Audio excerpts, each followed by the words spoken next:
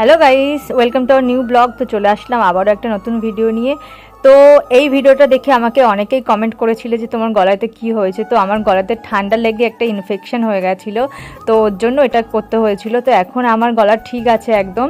আর এখন আমরা বেরাচ্ছি একটু, আমাদের বাড়িতে শীতলা পুজো আছে, মানে আমাদের বাড়িতে মানে পাড়াতে, তো তার জন্য বেরাচ্ছে। এই যে রীতা ছিল আমার সাথে আর আমার ভাই ছিল।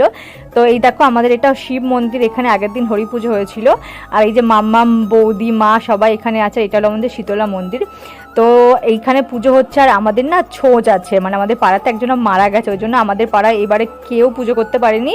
ওই জন্য মন্দির টন্দির ভালো করে সাজাতেও পারেনি, বাইরে থেকে লোকজন এসে পুজো করেছে।